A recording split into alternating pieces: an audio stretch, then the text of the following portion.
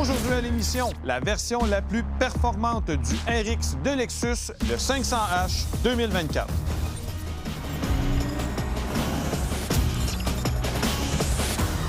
Samuel, avec cette nouvelle génération-là du RX, on adoucit le langage L-finesse. Oui. L'ancienne génération, c'était trop angulaire. Là, c'est plus doux. C'était très tranché auparavant et ici, on a apporté de la fluidité. Oui, de la finesse. De la finesse, une évolution finalement de ce style qui marque l'histoire de Lexus depuis déjà plusieurs années. Oui. Moi, j'aime beaucoup le capot qui prend beaucoup de place, qui est très, très bombé en son centre, qui vient se perdre dans la devanture du véhicule. Ça donne du caractère, je trouve. Mais là, je vois ton visage. Il y a quelque chose qui ne marche pas, à ton avis, dans moi, ce le coin-là. capot, je le trouve très beau jusqu'ici. Ah bon? Après ça, l'espèce d'effet, je suis en train de fondre sur le nez de la grille de calandre, là, c'est pas beau. Tout l'aménagement ici, on dirait qu'ils ont... En fait, on dirait pas, ils ont raté la transition. On voit clairement que c'était ça le but, là. Oui, le but est... Mais ça marche pas.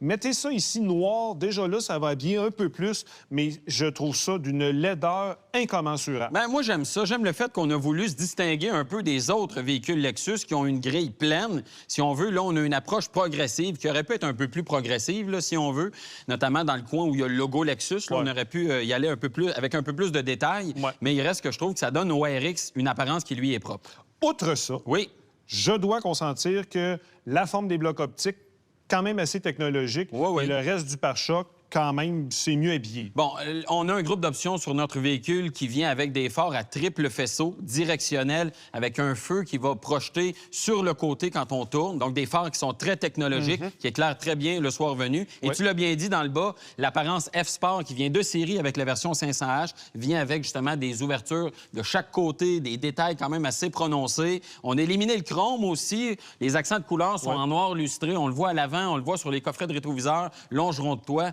etc. Ça fait partie de l'ensemble F-Sport. Ça donne un côté un peu chic quand même, malgré le fait qu'on est du côté sport de la chose. Oui, c'est ça. Là où on aurait peut-être pu jouer un peu de lustré, les roues. Des roues de 21 pouces qui viennent avec la version 500H, qui sont assez tranquilles en matière de style. Et mates. Oui, c'est ça. C'est un peu particulier. Puis c'est sûr que la couleur de notre véhicule ne fait pas ressortir les éléments de design. Il y a d'autres couleurs.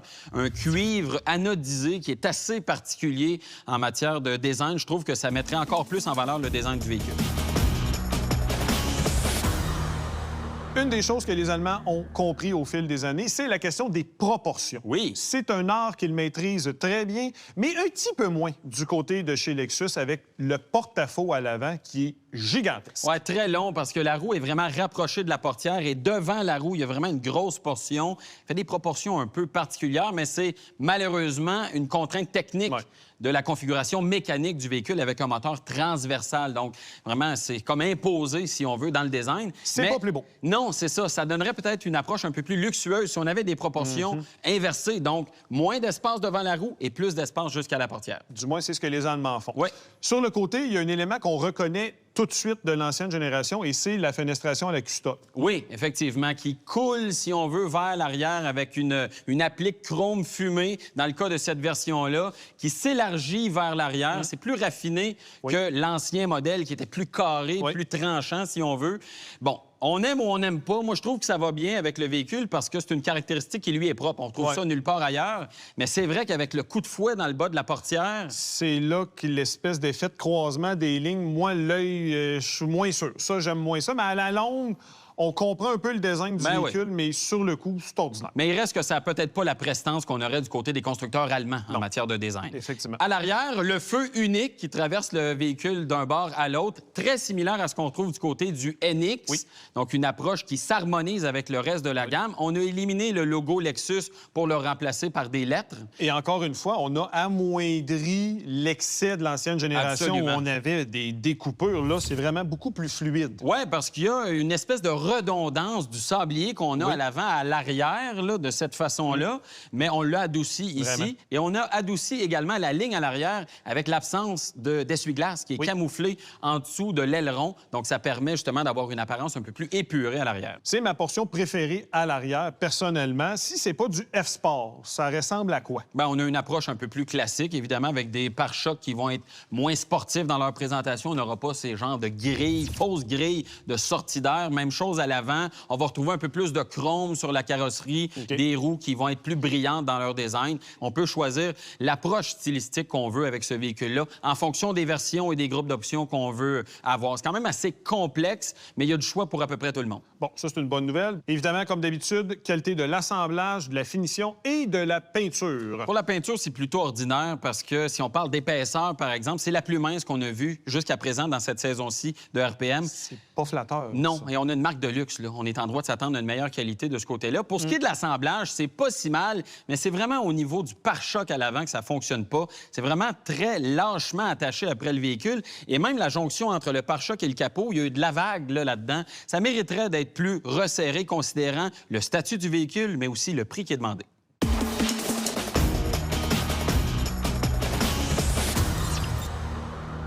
Il y a quelque chose d'intéressant dans le design du Lexus RX, c'est que la porte est assez épaisse, ce qui permet d'avoir un seuil de porte très étroit, ce qui facilite l'accès à bord du véhicule.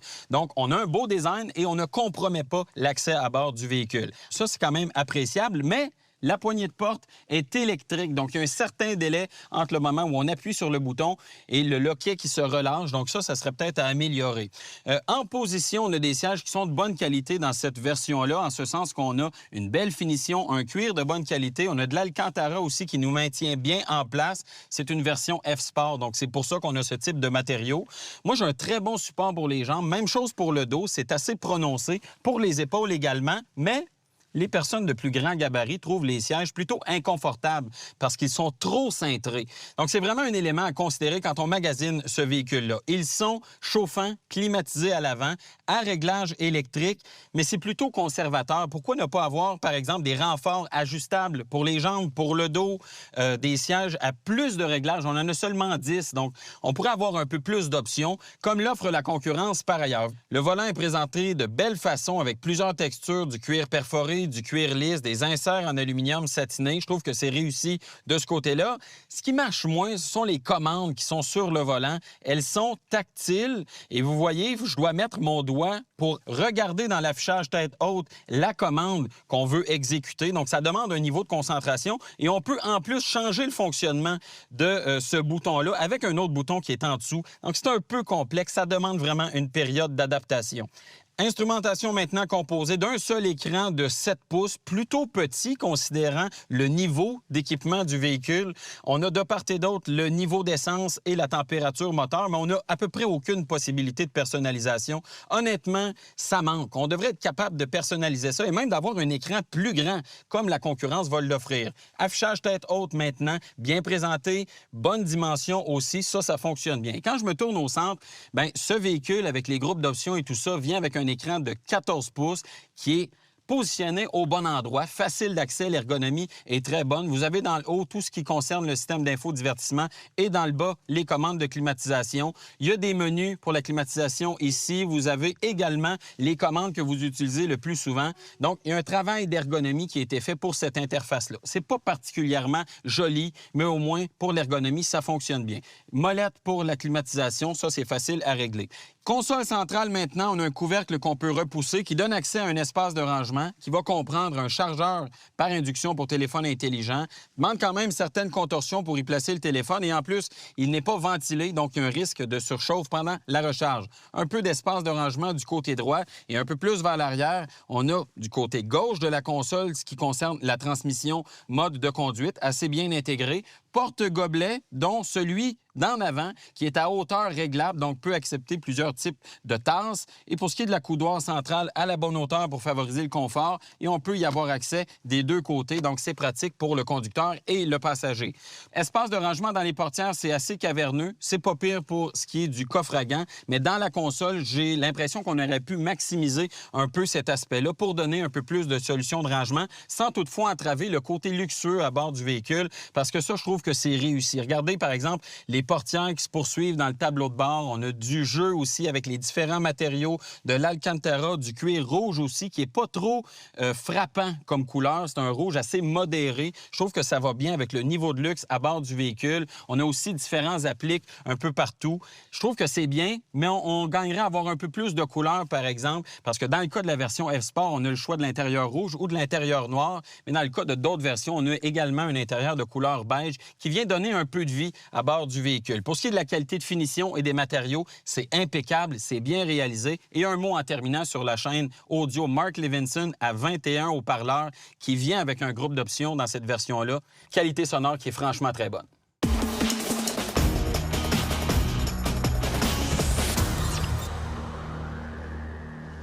L'accès à bord à l'arrière du Lexus RX n'est pas idéal pour tous les formats. Le mien n'en est pas un de toute évidence. La ligne de toit est plutôt compromettante pour les personnes de grande taille. Je mesure 6 pieds 2 et j'ai carrément la tête au plafond. Je dois être vigilant pour éviter l'arche de toit.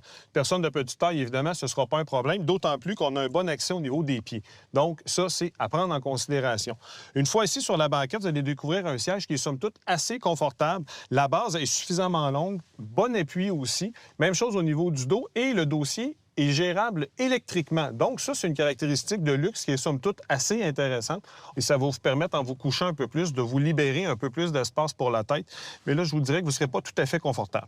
Au niveau des accessoires, il y a quand même beaucoup de choses à noter. Siège chauffant et climatisé à l'arrière. Ça, c'est une caractéristique de luxe qui est plutôt rare dans le segment. Prise USB-C des deux côtés. Et ça s'arrête là. On pourrait avoir autre chose comme les rideaux latéraux. Considérant la vocation familiale du véhicule, ça serait très pratique. Mais une chose qui est intéressante, on a un toit ouvrant panoramique qui offre quand même une bonne luminosité à bord du véhicule. Au niveau des volumes de coffre, on est à 838 litres de base, ce qui est pile poil sur la moyenne de son segment. Et avec des commandes électriques, vous pouvez rabattre et relever le dossier. Et en rabattant le tout, vous passez à 1308 litres, ce qui est étonnamment bas. Enfin, on est 400 litres en bas de la moyenne du segment. Et ça, c'est plutôt étrange.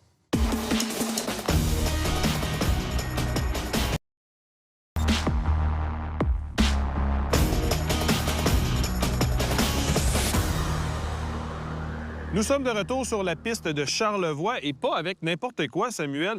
La version la plus puissante de cette nouvelle génération du RX, où on fait un mariage entre une motorisation thermique et de l'électrique. Oui, un véhicule hybride qui a une nouvelle configuration pour Lexus avec une transmission automatique à 6 rapports. C'est le temps d'aller essayer ça. On est là pour ça.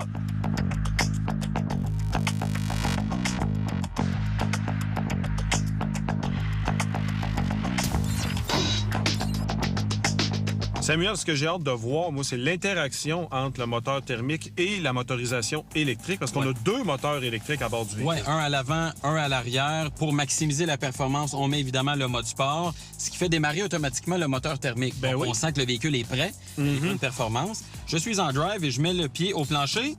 On sent l'électrique au départ, hein? Puis un petit peu de patinage. Ben oui, toi. Ouais, changement de rapport, c'est franc. C'est très stable, vraiment très linéaire comme livraison de puissance. Vraiment. C'est très feutré, hein? Le son de la mécanique est quand même assez étouffé. On sent que... Mais il est bizarre. C'est un drôle de son, sérieusement. Ça sonne pas comme un 4 ni un 6. Ça a vraiment une particularité sonore très étrange. 6 secondes 0-100. Ça, c'est un peu plus lent que le 5.9 annoncé par Lexus, mais il reste qu'en accélération, ça marche bien. Puis l'interaction, franchement, ça coule comme de l'eau. Oui. Bon. Freinage maintenant, 100 km/h 0. Je te rappelle, on a des gros disques et des gros étriers à l'avant. Ah! Ça manque de mordant. Mais c'est donc bien bizarre. On dirait qu'on est comme tombé dans un bac de sable. Ben oui, c'est vraiment spécial. C'est bizarre. Moi, je me serais attendu avec des étriers très gros comme ça au départ. Quand j'applique les freins, ça mord. Ben, ça freine, ça donne un coup. Et c'est vraiment pas ce qui s'est passé. Ça s'est vraiment fait vraiment très, très en douceur. Et j'ai regardé l'instrumentation. Il y a même du freinage régénératif qui s'est fait pendant le freinage d'urgence. Hey! Ben, j'imagine qu'on veut essayer de maximiser la force de freinage disponible pour ralentir le véhicule. Pas trop de plongeon non plus vers l'avant. On n'entend pas la pompe ABS. C'est vraiment très silencieux. Je la sens à peine au bout de mon pied. Mais ce qui marche pas, et c'est ça qui est vraiment très décevant, c'est la distance. 42,8 mètres. Je m'excuse, mais ça devrait être en bas de 40 mètres. Là, on est dans un produit de luxe équipé pour la guerre avec des freins démesurés pour le type de véhicule dans lequel on est. 42 points quelque chose, non. Beaucoup trop long.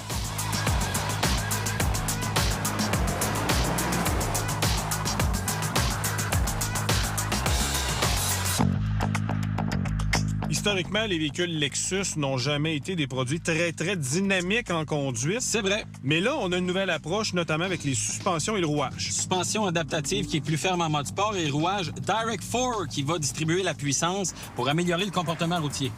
Oh! Regarde ça. Ça pointe pas si mal, mais sens-tu l'intervention des systèmes électroniques? Écoute, il y a un balai qui se passe en dessous du véhicule. Moi, je sens la puissance plus grande à l'arrière là, qui est attribuée à la roue extérieure au virage. Ouais. Et on sent le système de freinage aussi qui agit sur les roues à gauche, à droite. C'est vraiment spécial. Écoute, je suis capable de te dire à la seconde près quelle roue pousse, quelle roue tire. Sérieux, c'est vraiment bizarre au niveau de les sensations. Ça manque un peu de raffinement, là, on s'entend, ça devrait être pas mal plus fluide. Et on sent donc que ce véhicule-là a besoin de l'intervention des systèmes électroniques pour maintenir une certaine stabilité. Parce que la stabilité était bonne, là, honnêtement. Oh oui, ça marchait. Ça avait de l'allure. Bon, un peu de sous-virage que je pourrais peut-être attribuer à la largeur des pneus. On a du 2,35 à l'avant. Voyons, du 2,35 sur un véhicule de luxe, ça devrait minimalement être du 45, sinon 55. Ben oui, c'est ça. On voudrait avoir quelque chose de plus large pour que le véhicule soit mieux ancré au sol. Donc, on sent que la tenue de route est quand même bonne, mais on sent aussi beaucoup l'intervention des différents systèmes électroniques, ce qui est tout le contraire des concurrents allemands, par exemple.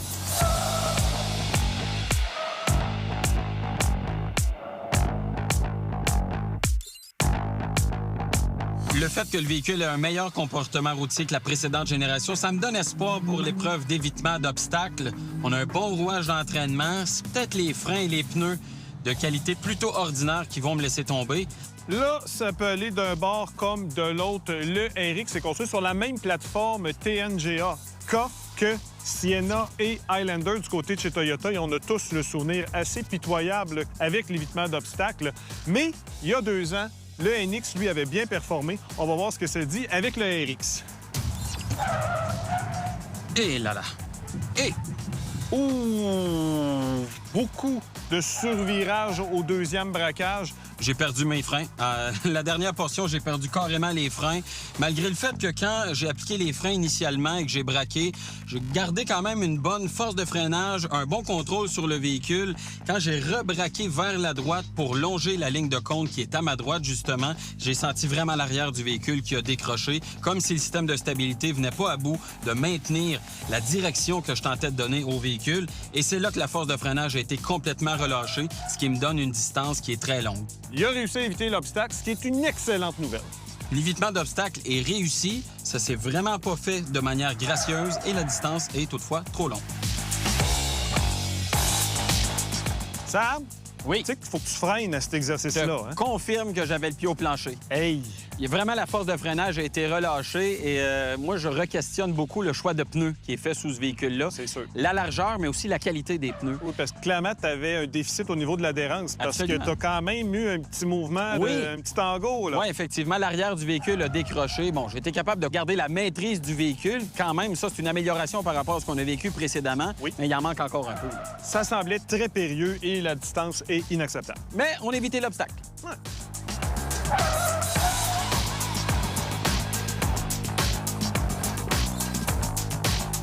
On a un système de détection pour le freinage automatique d'urgence qui comprend une caméra au sommet du pare-brise, un radar à l'avant du véhicule. Et pour les paramètres de détection, pour ce qui est des motos et des véhicules, c'est de 5 à 180 km/h. Et pour ce qui est des cyclistes et des piétons, 5 à 80 km/h. Et on fait l'exercice à 60. Petit coup de freinage. Oh, vous avez entendu le tintement sonore qui n'arrête plus. Je suis visiblement un peu trop proche de l'obstacle à l'avant. Mais vous avez entendu le tintement sonore pour m'avertir. Tintement sonore qui a continué tant que le freinage automatique ne s'est pas opéré. Ça s'est fait vraiment tout en douceur.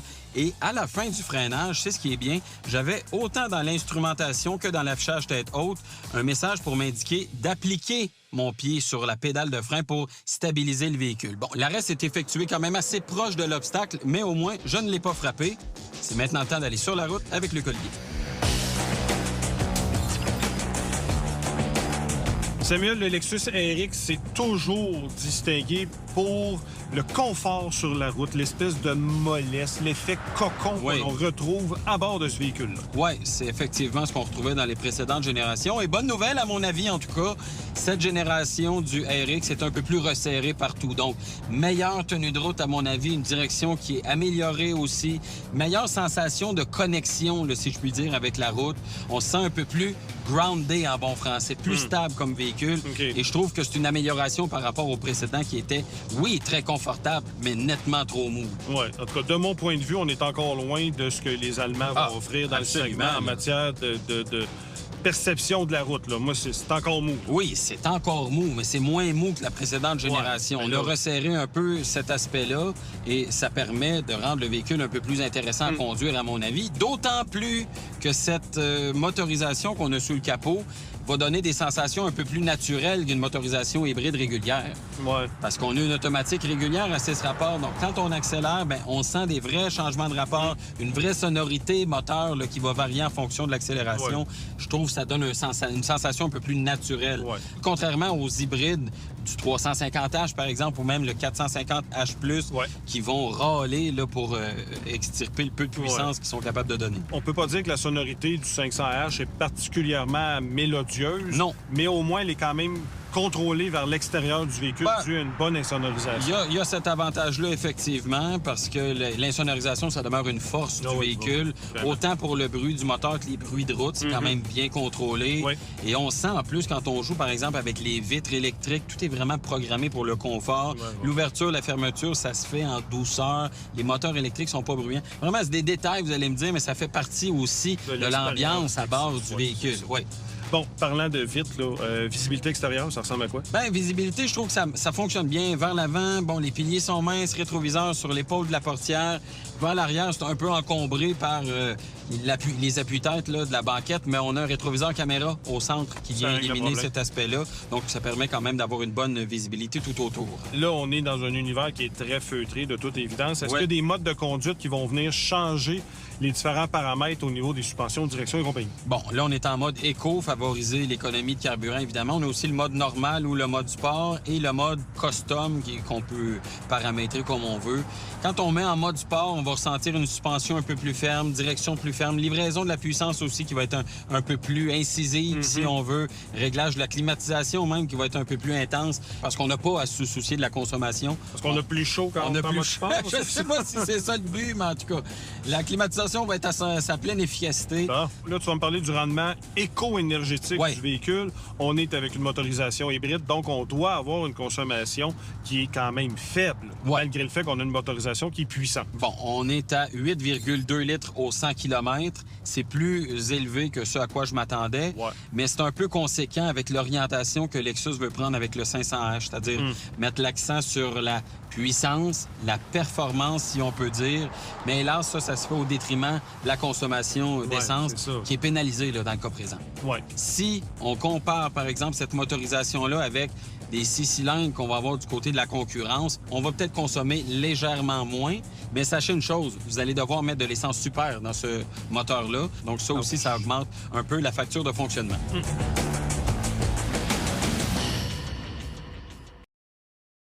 Alors, Samuel, les pour et les contre. Les points positifs d'abord, on trouve intéressant qu'il y a une grande variété de versions disponibles pour plusieurs types de consommateurs, une finition à l'intérieur qui est relevée et un comportement routier de façon générale qui a été amélioré. Point négatif maintenant, performance de freinage qui est beaucoup trop longue. L'aspect numérique aussi, les écrans à bord du véhicule qui sont nettement trop conservateurs et le coût d'entretien en hausse, quand même assez étonnant du côté de chez Lexus. Et tout ça nous mène à notre verdict. Bon, malgré le fait que c'est un véhicule qu'on juge quand même amélioré par rapport à la précédente génération, il nous reste une crainte par rapport à la fiabilité du câble à haute tension qui mène au moteur arrière. C'est donc pour cette raison qu'on place le véhicule en évaluation.